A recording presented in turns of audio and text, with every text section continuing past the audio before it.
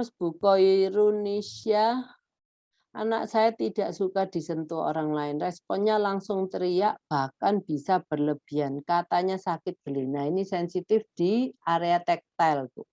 Di tektil itu di kulitnya, Bu.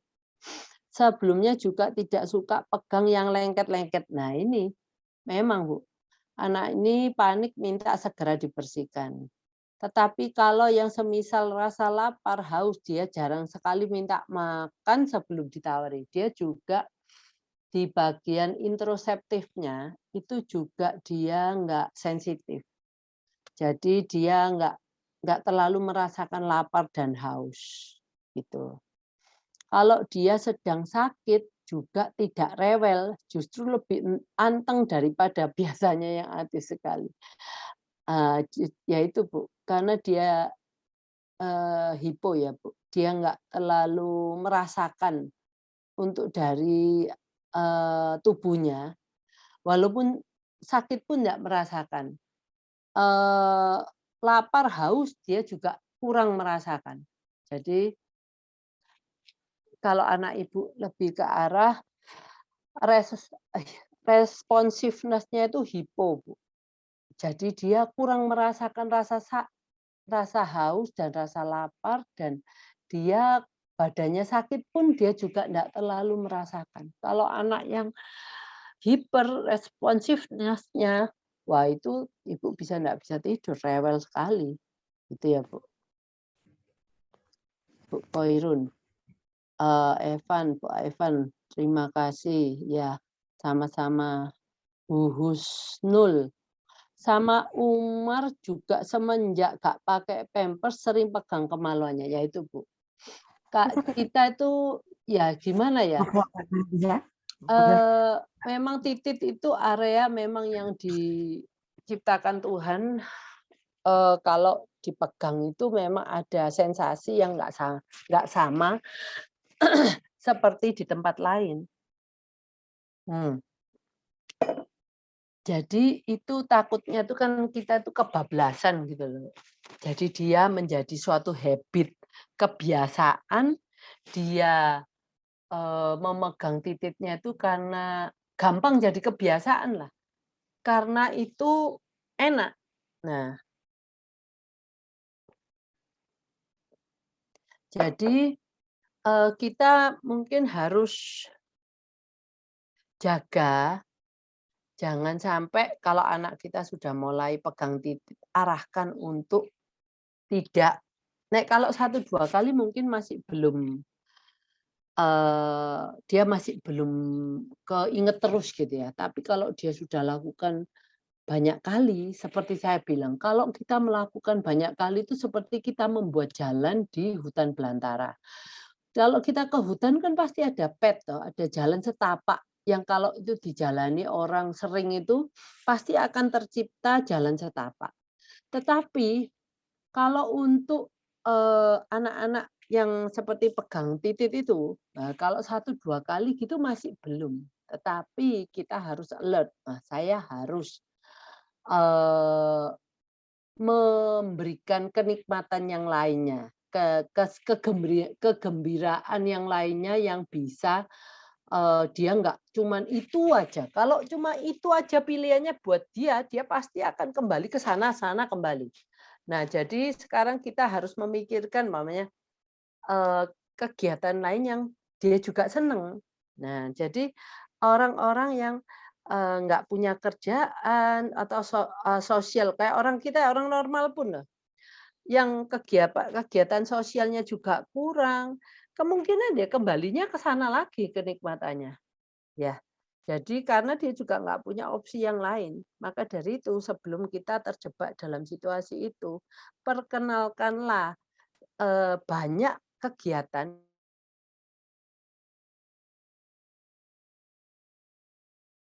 yang di mana salah satu gitu ya.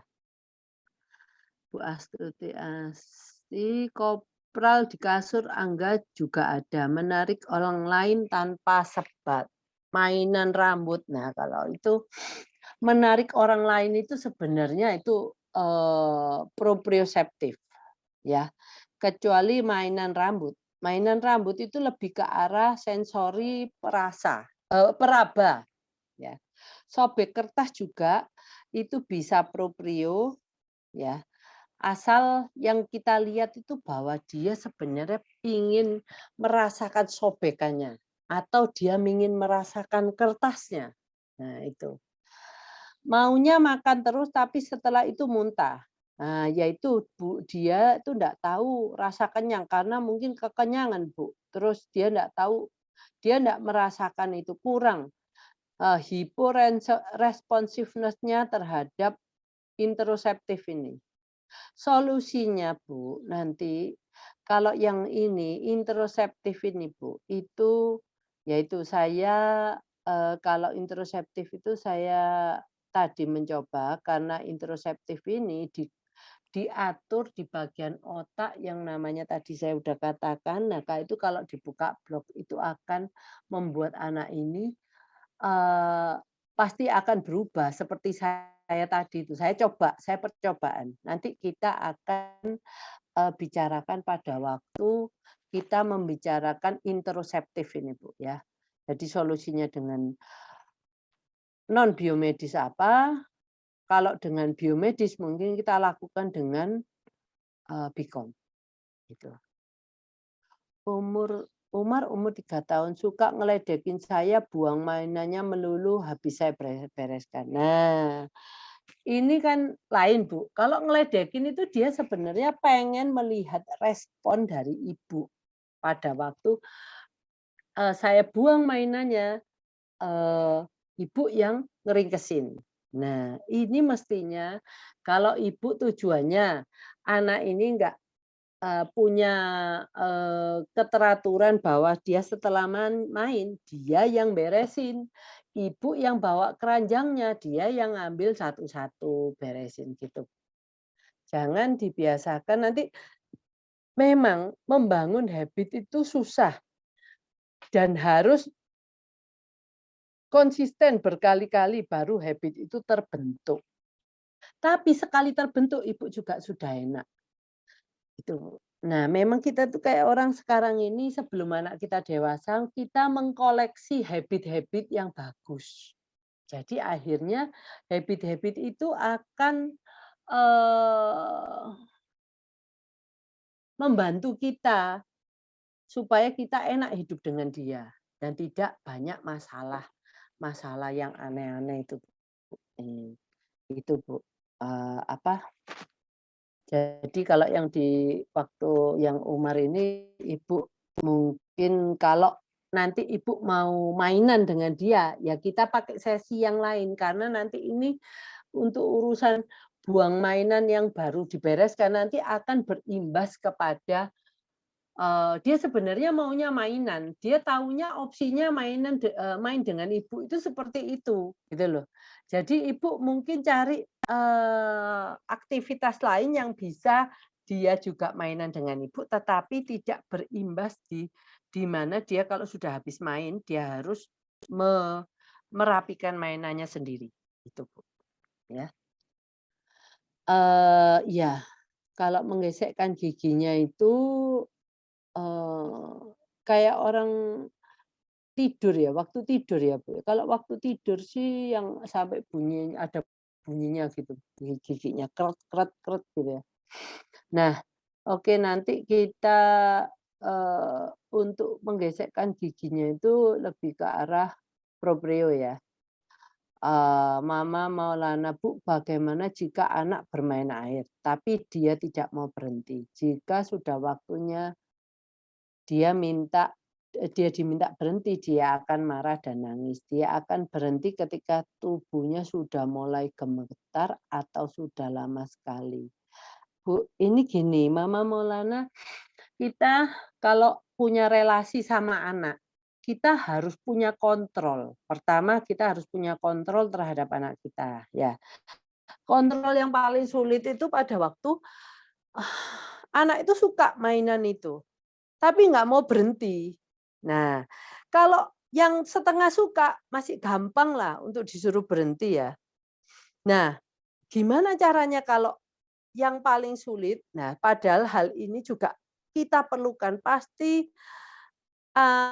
dari relasi kita antara orang tua dan anak, itu pasti ada yang seperti ini. Jadi anak ini salah satunya harus bisa diatur kapan kamu seberapa lama kamu boleh main-mainan yang kamu sukai. Nah, itu biasanya konsekuensinya kalau umpamanya kamu berhenti sesuai dengan permintaan ibu, kamu akan mendapatkan sesuatu. Mungkin dia suka dipeluk atau suka apa gitu ya. Atau ya nggak usah pokoknya, oh kamu pinter. Ya. Di lain pihak, kalau dia nangis, apa yang harus kita lakukan? Ya biarin, Bu. Dia mau marah, mau nangis, nggak saya kasih.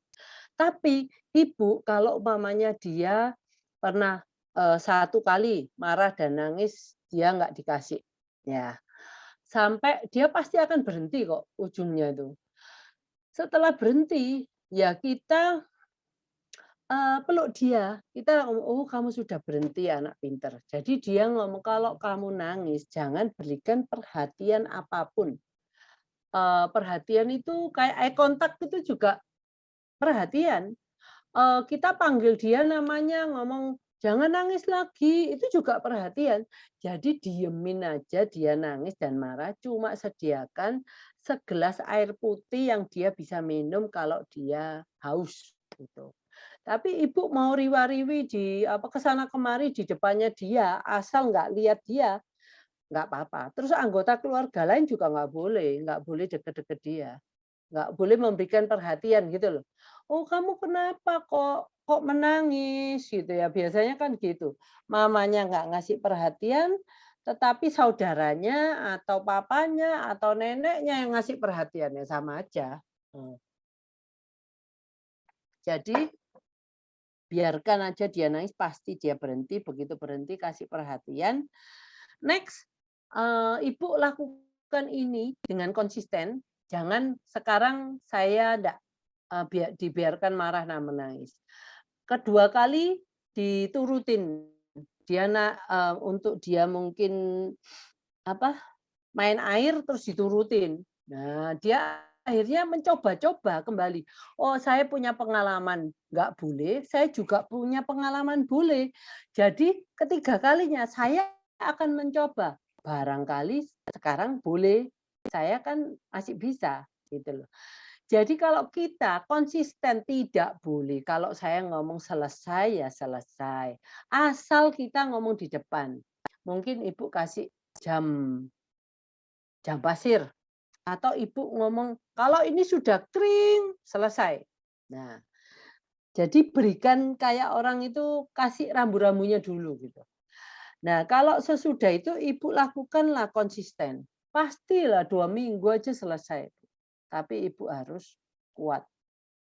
Jangan, sebentar iya, sebentar tidak, sebentar iya, sebentar tidak, itu malah akan memperkuat daya juangnya untuk melawan ibu.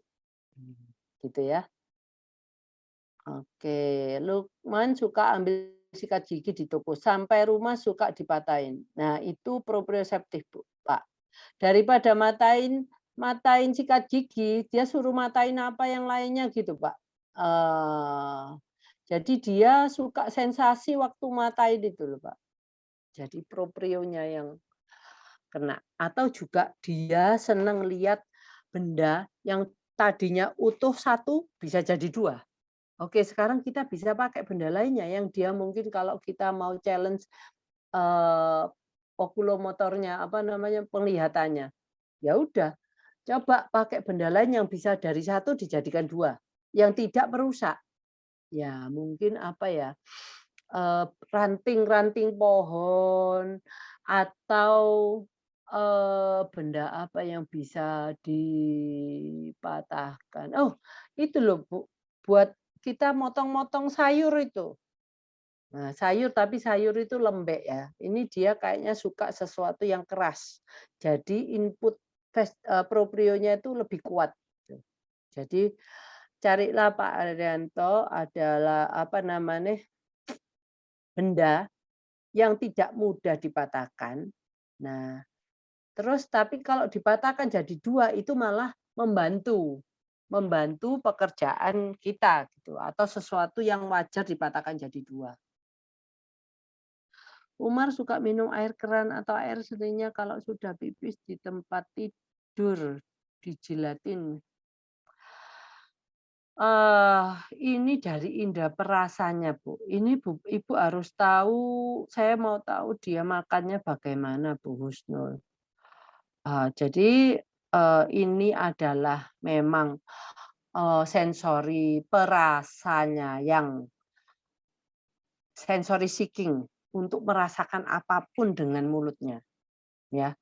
Jadi, memang dia harus dikasih kalau dia memang suka makanan pedes, biasanya anak-anak seperti ini, suka makanan-makanan yang luar biasa ekstrim di mulutnya. Jadi dia pengen merasakan apapun dengan mulutnya. Jadi saya pengen tahu profil makannya gitu, Bu.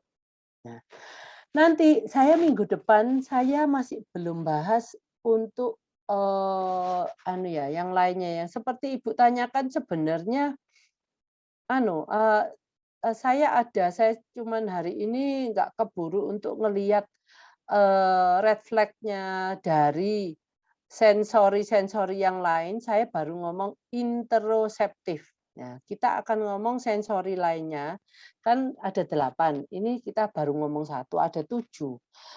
Tanda-tanda orang yang, problem di sensori yang lain yang 7 itu. Ya, oke. Cuman hari ini kayaknya nggak bisa. Pak Dedi 13 tahun, buka blog. Oh, wah sana.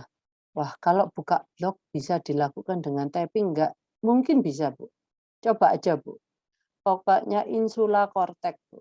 Ya. Pak Dedi itu tadi pertanyaannya apa ya? Saya lupa ya, Pak. Kayak 13 tahun itu ngomong apa ya tadi ya, Pak Dedi?